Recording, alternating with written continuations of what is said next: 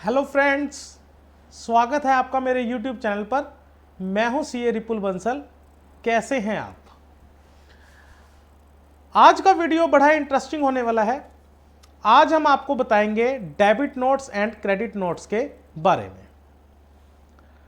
देखिए, अगर आप भी रजिस्टर्ड सेलर हैं जीएसटी के अंदर और आप भी डे टू डे रूटीन में एक प्रॉब्लम फेस करते होंगे कि आपने किसी को सेल का बिल इशू कर दिया और सेल का बिल इशू होने के बाद मटेरियल चला गया, सेल हो गई, उसके 2 दिन बाद या महीने बाद या 2 महीने बाद वटएवर आपका वो मटेरियल वापस आ जाता है। तो उस केस में इसका ट्रीटमेंट जीएसटी के अंदर कैसे होगा? बड़ी कंफ्यूजन होती है कि क्या हमें डेबिट नोट इशू करना है, क्या हमें क्रेडिट नोट इशू करना है। आज इन सब कंफ्यूजन्स को हम दूर करेंगे। आज के वीडियो में हम देखेंगे कि what is debit note and what is credit note. दूसरी चीज हम देखेंगे who issues debit note and credit note. Third हम इसके अंदर देखेंगे when issues debit note and credit note. इसकी लास्ट डेट भी हम आपको बताएंगे कि किस डेट तक डेबिट नोट और क्रेडिट नोट इशू किए जा सकते हैं। और फोर्थ हम इसके अंदर लेटेस्ट अमेंडमेंट देखेंगे जो डेबिट नोट के केस में आई है, जो बहुत ही मस्ट अमेंडमेंट थी जिसको सरकार लेकर आई है। तो वीडियो को एंड तक जरूर देखें और सारी इंफॉर्मेशन लेने के बाद फिर एनालिसिस कीजिए debit note and credit note के बारे में। तो चलिए वीडियो को स्टार्ट करते हैं। तो देखिए, डेबिट नोट और क्रेडिट नोट, बहुत लोगों को इसके अंदर कंफ्यूजन होती है। समझ ही नहीं आता लोगों को कि डेबिट नोट इशू करना है या क्रेडिट नोट इशू करना है। करना होता है डेबिट नोट, कर देते हैं क्रेडिट नोट, और इसका जो इफेक्ट आता है वो डबल इफेक्ट हो जाता है। तो बड़ा ही सिंपल सा थंब रूल है जो हमें याद रखना है, फिर आपको कभी भी कंफ्यूजन नहीं होगी कि डेबिट नोट इशू करना है या क्रेडिट नोट इशू करना है। देखिए, डेबिट और क्रेडिट, सिंपल सी एक चीज ध्यान रखिए। क्रेडिट मतलब होता है देना और डेबिट मतलब होता है लेना। जैसे आप बैंक से कोई क्रेडिट कार्ड लेते हो तो आपके पैसे नहीं लग रहे होते, आपने उसी को कार्ड को यूज किया, फिर वो ड्यू हो जाता है तो आपके क्या खड़े हो जाते हैं? देने खड़े हो जाते हैं बैंक के साथ पैसे। इसलिए उसको क्या कहा जाता है? क्रेडिट कार्ड, उधार का। एक होता है डेबिट। डेबिट होता है आपके बैंक में अकाउंट में पैसे पड़े हैं, आपने जो यूज किया कार्ड से वो उतना ही यूज होगा जितना आपके बैंक के अंदर पड़ा है। कोई ओवरड्यू फैसिलिटी नहीं होती है डेबिट कार्ड में। तो ये हमने बैंक को पहले दे रखा होता है और उसको हम यूज करते हैं, तो ये होते हैं हमारे लेने वाले पैसे। तो अगर आप डेबिट और क्रेडिट को इस तरह से याद रखेंगे तो आपको कोई कंफ्यूजन नहीं आएगी कि डेबिट नोट क्या होता है और क्रेडिट नोट क्या होता है। देखिए, एक एग्जांपल देते हैं। मिस्टर एक्स ने मिस्टर वाई को सेल की 1000 रुपए की गुड्स, 18% उसके ऊपर जीएसटी लगा दिया और 1180 रुपए की वो टोटल इनवॉइस वैल्यू बन गई। 180 रुपए मिस्टर एक्स को गवर्नमेंट को पे करने हैं। ये नॉर्मल ट्रांजैक्शन है। अब होता क्या है, मिस्टर एक्स ने मिस्टर वाई को सेल कर दिया, 1 महीना हो गया, रिटर्न फाइल कर दी, 180 रुपए गवर्नमेंट को पे भी कर दिए, टैक्स पे हो गया, सब कुछ हो गया। वाई 2 महीने के बाद आता है और मिस्टर एक्स को कहता है कि मुझे ये गुड्स पसंद नहीं आई और मैं इसे वापस कर रहा हूं, या कुछ पार्शियल ऑर्डर को वो वापस कर रहा है। सपोज वो 500 रुपीज की आइटम को वापस कर जाता है और 500 रुपीज की आइटम वो रख लेता है। तो इस केस में कितने रुपए की गुड्स उसने वापस की? 500 की। अब देखिए, मिस्टर एक्स को क्या नुकसान हो गया? 180 रुपए उसने गवर्नमेंट को टैक्स पे कर दिया, वो वापस नहीं आने वाला। 500 रुपए के ऊपर 18% आपके बनते हैं 90 रुपए। तो 590 रुपए जब वाई ने गुड्स वापस की, मिस्टर एक्स ने 590 रुपए किसको दे दिए, वाई को वापस दे दिए। 1180 उससे लिए थे, आधी गुड्स वो वापस कर गया, 590 रुपए वो रिटर्न हो गया। अब देखिए हुआ क्या, 1180 उसके पास आए, 590 उसने रिटर्न कर दिए और 180 रुपए उसने गवर्नमेंट को पे कर दिए। तो उसको कितने रुपए का नुकसान हो गया इस ट्रांजैक्शन के अंदर? इस ट्रांजैक्शन के अंदर उसको 90 रुपए का लॉस हो गया। ठीक है, आप समझ पा रहे हैं? 180 में से 90 रुपए उसने जो रिटर्न किए मिस्टर वाई को, वो 90 रुपए का नुकसान किसको झेलना पड़ गया, मिस्टर एक्स को। तो इस 90 रुपए का बेनिफिट लेने के लिए ही क्या आया, debit note and credit note का कॉन्सेप्ट इसके अंदर आया। अब आप देखिए इस केस में हम कौन सा नोट इशू करेंगे, डेबिट नोट या क्रेडिट नोट, इसको कैसे याद रखेंगे? देखिए 590 रुपए एक्स ने किसको देने हैं, वाई को देने हैं। हम एक्स के नजरिए से सोच रहे हैं, एक्स क्या है, सेलर है, एक्स को ही रिटर्न भरनी है, एक्स को अपनी R1 भरते टाइम डेबिट नोट इशू करना है या क्रेडिट नोट, इसको समझेंगे। मिस्टर एक्स ने, वाई ने गुड्स मिस्टर एक्स को वापस कर दी। अब मिस्टर एक्स ने वाई के पैसे क्या हैं, देने हैं। 590 रुपए उसके पास पेंडिंग खड़े हो गए, गुड्स तो वो दे गया, तो अब 590 रुपए उसको देने हैं। तो इस 590 रुपए का वो क्या काटेगा, देने हैं पैसे, तो क्या काटेगा वो, क्रेडिट नोट। बात समझ गए? सिंपल सी चीज है। क्रेडिट मतलब देना, डेबिट मतलब लेना। अब एक्स ने वाई के 590 रुपए देने हैं, अब इस ट्रांजैक्शन को अपने अकाउंट्स के अंदर वो नलीफाई करेगा, तो क्या इशू करेगा क्रेडिट नोट। देखिए 590 रुपए का क्रेडिट नोट मिस्टर एक्स ने इशू कर दिया। अब हुआ क्या, 500 रुपए तो मिस्टर वाई को चले गए, 90 रुपए का जो बेनिफिट है, 90 रुपए का जो बेनिफिट है वो मिस्टर एक्स को कैसे मिलेगा, जो मिस्टर एक्स की जेब से गए हैं। 590 रुपए दिए ना उसने मिस्टर वाई को, 590 रुपए मिस्टर वाई को वापस दे दिए, तो 90 रुपए मिस्टर एक्स की जेब पे, पॉकेट पे उसका लोड आ गया। तो मिस्टर एक्स जब क्रेडिट नोट इशू करेगा, उस महीने के जो भी उसकी टैक्स लायबिलिटी बन रही होगी, उस टैक्स लायबिलिटी में से ये माइनस हो जाएगा। सपोज उस मंथ में 2000 रुपए का टैक्स भरना था मिस्टर एक्स को, और उसने क्रेडिट नोट डाल दिया ये वाला, तो 90 रुपए से कम हो जाएगा। अब उसको 2000 माइनस 90 रुपीज, 2110 रुपए, सॉरी 1910 रुपए उसको पे करने आएंगे। तो इस तरह से बेनिफिट मिल जाता है क्रेडिट नोट से। इसका अपोजिट होता है डेबिट नोट। डेबिट नोट, इसको सप्लीमेंट्री इनवॉइस भी बोल देते हैं। सप्लीमेंट्री इनवॉइस बेसिकली ये कहां काम आता है, सपोज आप गुड्स लेकर गए, सेलर है मिस्टर एक्स और बायर है मिस्टर वाई। एक्स ने वाई को गुड्स दी, उस पर रेट लगा दिया सपोज 100 रुपीज पर आइटम, जबकि वो रेट लगना चाहिए था 150 रुपीज।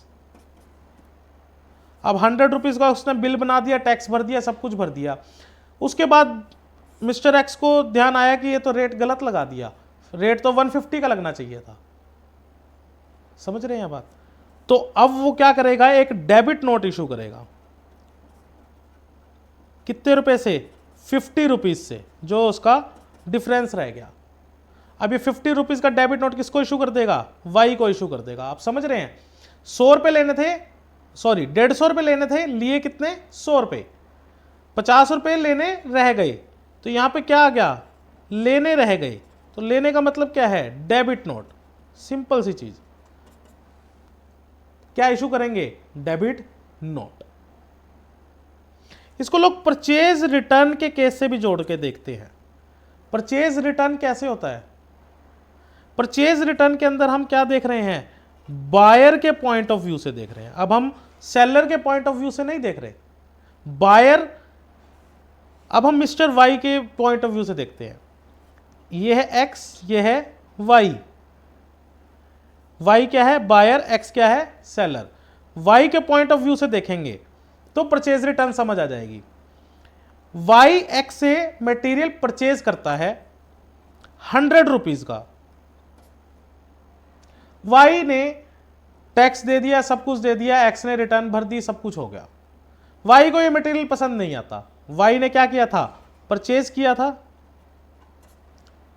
वाई ने क्या किया था? परचेज किया था। वाई को ये मटेरियल पसंद नहीं आता, तो वाई क्या करेगा? इस मटेरियल को एक्स को वापस कर देगा।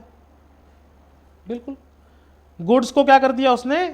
रिटर्न कर दिया। क्या बन गई ये? Purchase return. अब गुड्स रिटर्न करेगा तो क्या लेगा? पैसे। पैसे लेने क्या हो गए? खड़े हो गए। तो लेने के केस में क्या आता है आपका? Debit note. तो बायर के पॉइंट ऑफ व्यू से देखोगे तो डेबिट नोट इशू हो जाएगा। अगर इसी ट्रांजैक्शन को समझोगे एक्स के पॉइंट ऑफ व्यू से, तो एक्स क्या है? यहां पर सेलर है। एक्स क्या है? सेलर। उसने गुड्स सेल की और गुड्स उसकी वापस आ गई, तो ये क्या केस बन गया? क्रेडिट नोट का केस बन गया। तो एक्स क्या इशू करेगा? Credit note. और वाई क्या इशू करेगा? Debit note. दोनों में से देख लो कौन इशू करना चाहता है। एक बंदा इशू करेगा। अब हमारा नेक्स्ट क्वेश्चन आता है जो हमने देखा था अभी। देख लिया हमने कि डेबिट नोट क्या है, क्रेडिट नोट क्या है। जैसे हमने इस एग्जांपल में देखा कि एक्स क्रेडिट नोट इशू करेगा, वाई डेबिट नोट इशू करेगा। तो अब हम देखेंगे दूसरा question, who issue debit note, who issue credit note. अब बात आती है कि सेलर क्रेडिट नोट इशू करेगा और बायर डेबिट नोट इशू करेगा, तो इन दोनों में से कौन करेगा? तो देखिए स्टैंडर्ड रूल क्या है, आपको हमेशा सेलर के पॉइंट ऑफ व्यू से सोचना है। अगर सेलर की सेल रिटर्न है तो वो क्रेडिट नोट इशू कर देगा, दैट्स इट।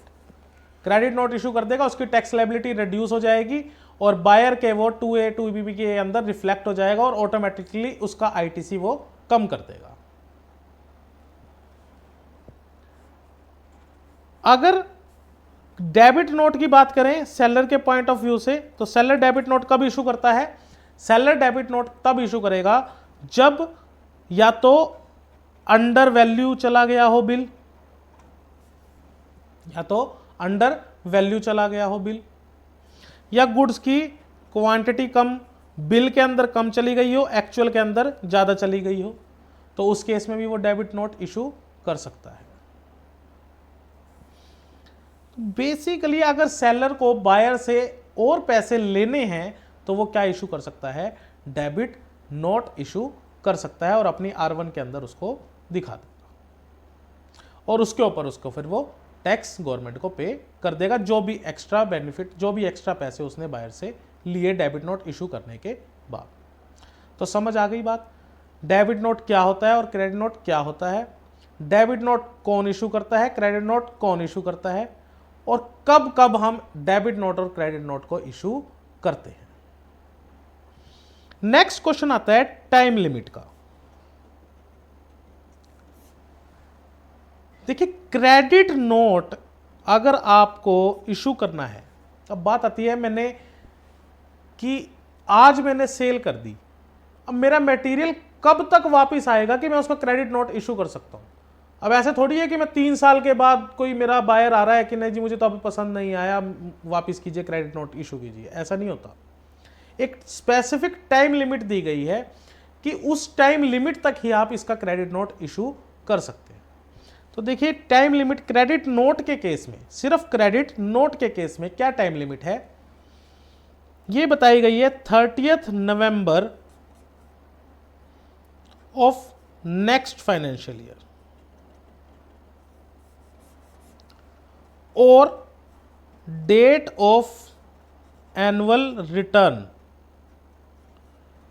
जिसको हम GSTR 9 बोल देते हैं, विच एवर इज अर्लियर। तो इन दोनों में से जो अर्ली हो जाएगा वो टाइम लिमिट आपके क्रेडिट नोट की मैक्सिमम बनती है। तो सपोज अगर हमारी 31 मार्च की कोई सेल है उस सेल से रिलेटेड अगर हमें क्रेडिट नोट इशू करना है तो वो हम मैक्सिमम 31 मार्च को साल खत्म हो गया तो उससे नेक्स्ट ईयर के 30 नवंबर, तो उस फाइनेंशियल ईयर के नेक्स्ट फाइनेंशियल ईयर का 30 नवंबर तक हम इशू कर सकते हैं। फॉर एग्जाम्पल, अगर कोई सेल होती है सपोज 15 जनवरी 2024 को और इसकी सेल रिटर्न अगर होती है तो इस सेल से रिलेटेड अगर आपको क्रेडिट नोट इशू करना है तो ये आप मैक्सिमम कब तक कर सकते हैं? ये ईयर खत्म हो जाएगा 23-24, 31 मार्च 24 को खत्म होगा तो नेक्स्ट फाइनेंशियल ईयर यानी कि 30 नवंबर 2014 तक आप क्या कर सकते हो? क्रेडिट नोट इशू कर सकते हो मैक्सिमम। या फिर एनुअल रिटर्न अगर आपने इससे पहले भर दिया है जीएसटी 9 तो वो डेट आपकी लास्ट डेट बन जाए। अब देखिए, बहुत ही इंपॉर्टेंट प्रैक्टिकल केस मैं आपको डिस्कस करके बताऊंगा जिसमें सब लोगों को बहुत ज़्यादा दिक्कत आती थी और लॉ भी उसके ऊपर क्लियर नहीं था। अब उस केस के ऊपर एक अमेंडमेंट आ गई है और लॉ को बिल्कुल क्लियर कट कर दिया गया है। देखिए केस क्या था, ध्यान से समझते हैं। होता क्या था, मिस्टर एक्स ने मिस्टर वाई को गुड्स सेल की, सपोज 100 रुपीज की गुड्स को उसने सेल किया, 100 रुपीज की गुड्स उसने सेल की, 5% के आइटम लगा लेते हैं, 5 रुपीज का क्या हो गया? जीएसटी हो गया, 105 रुपीज की उसने टोटल सेल कर दी मिस्टर वाई को। अब हुआ क्या, सपोज ये सेल की उसने 15 मार्च 2024 को ये सेल कर दी। मिस्टर एक्स ने 15 मार्च की R1 के अंदर इस सेल को दिखाया होगा, 5 रुपीज़ का जो जीएसटी है वो गवर्नमेंट को पे कर दिया होगा। ऑब्वियस ही बात है, ओके है, बिल्कुल कोई दिक्कत नहीं है। मिस्टर वाई ने भी 5 रुपये का आईटीसी इनपुट टैक्स क्रेडिट इसके ऊपर क्लेम कर लिया होगा, ओके है, बिल्कुल, यहां तो कोई दिक्कत नहीं है। प्रैक्टिकल प्रॉब्लम क्या आई, मिस्टर एक्स को सपोज 5 अक्टूबर 2024 को, आप देख रहे हैं लगभग 6-7 महीने के बाद, 5 अक्टूबर 2024 को 6-7 महीने के बाद मिस्टर एक्स को पता लगा कि मैंने जो ये बिल इशू किया था ये गलत बिल था। ये जो मैंने 100 रुपीज़ की गुड्स भेजी ये एक्चुअल के अंदर 150 रुपीज़ की गुड्स थी। अब ये एक डेबिट नोट इशू करना चाहता है मिस्टर वाई को, कितने रुपए से? 50 रुपीज प्लस 5% जीएसटी, 2.5 रुपये हो गया ये, यानी कि 52.5 रुपये से एक डेबिट नोट इशू करना चाहता है। तो बात आती है, क्या मिस्टर एक्स मिस्टर वाई को ये डेबिट नोट इशू कर सकता है? यस, बिल्कुल कर सकता है, यस, इशू कर सकता है। क्या कोई टाइम लिमिट दी गई है डेबिट नोट इशू करने की? नो टाइम लिमिट, कोई टाइम लिमिट कहीं पर भी पूरे जीएसटी एक्ट के अंदर डेबिट नोट को इशू करने की कोई टाइम लिमिट नहीं दी गई है, आज भी नहीं दी गई है, कोई अमेंडमेंट के बाद भी नहीं है। तो डेबिट नोट इशू करने की कोई टाइम लिमिट नहीं है। क्रेडिट नोट इशू करने की टाइम लिमिट हमने पढ़ी है, मैक्सिमम क्या है? 30 November of next financial year. लेकिन डेबिट नोट के केस में यह चीज नहीं है। अब मिस्टर एक्स ने 5 अक्टूबर 24 को ये 50 रुपीज का जो बैलेंस था बकाया, उसके ऊपर 5% जीएसटी लगा के 2.5 रुपए का 52.5 रुपए का डेबिट नोट मिस्टर वाई को इशू कर दिया। और मिस्टर एक्स ने अक्टूबर की रिटर्न के अंदर अपनी R1 के अंदर इसको बिल को दिखा भी दिया। अब मिस्टर वाई ने इस 2.5 रुपए के आईटीसी को क्लेम कर लिया और जैसे ही इसने ये क्लेम किया इसके पास नोटिस इशू हो गया, इसके पास नोटिस इशू हो गया। और सेक्शन 16(4) का प्लस अदर सेक्शंस भी हैं इसके अंदर 39, 72, इन सेक्शंस का हवाला देकर इस आईटीसी को डिसअलाउ कर दिया गया। बेसिकली ये सेक्शन क्या कहता है, अगर आप इन सेक्शंस को ध्यान से पढ़ोगे तो ये कहते हैं कि आप पिछले ईयर का जो आपका आईटीसी है जो पेंडिंग रह गया, वो आईटीसी आप मैक्सिमम 30 सितंबर, इस केस में 2024 है, इस केस में 2024 है, यानी कि नेक्स्ट ईयर की फाइनेंशियल ईयर खत्म हो गया, उस फाइनेंशियल ईयर का आईटीसी आप मैक्सिमम नेक्स्ट फाइनेंशियल ईयर के 30 सितंबर तक आप ले सकते हैं।